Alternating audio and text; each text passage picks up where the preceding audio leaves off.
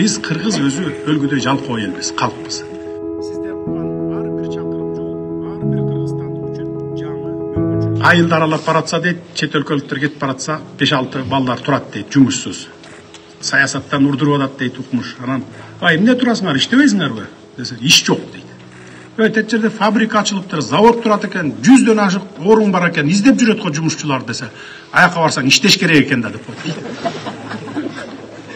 То есть бул анекдоттордун бардыгы өзү турмуштан алынат. Биз кыргыз өзү өлгүдөй жалкоо элбиз, калкпыз. Мына мен азыр өзүмдүн жон териммен өтүп аткан нерсени, бүгүнкү мынакей азыркы ситуацияны айтып берейин. Жаңы өкмөт үйүн куруп атабыз. Билесиздер, баягы мурдакы Ысык көл мейманканасынын ордуна бузуп, азыр жаңы өкмөт үй түшүп атат.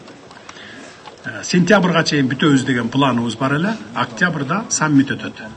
СНГ өлкөлөрүнүн саммити өтөт, 12 президент келет, ошону ушу жаңы өкмөт үйүнөн тозобуз деп биз пландаштырып атабыз. 500гө жакын биздин 400дөн ашыгыраак бир аз кыргыз жигиттерибиз иштеп аткан. Эми аман эле бололу, бир күндө 8 саат иштеш керек болсо, 5 эле саатын иштейт. 6-чы күнгө чейин иштеш керек болсо, 6-чы базар күнү жок, 1-чи күнү да келбей коет кээ бирөө.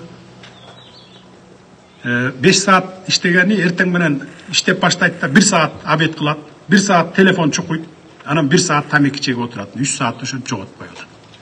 Чет өлкөлүк бир күндө жасап бүтүргөн ишти биздин кыргыздар бир жумада да бүтүрө албай атабыз.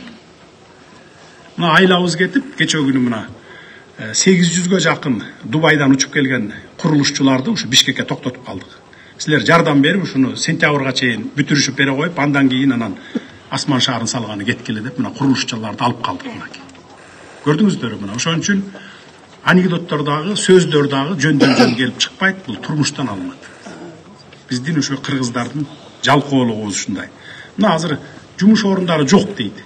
Бар турса барбайт, барыбынан кайра кетип калат. Оор экен буякта жумуш деп. Оор болсо ошончолук эмгек акы төлөп берип атат, ишиңе жараша.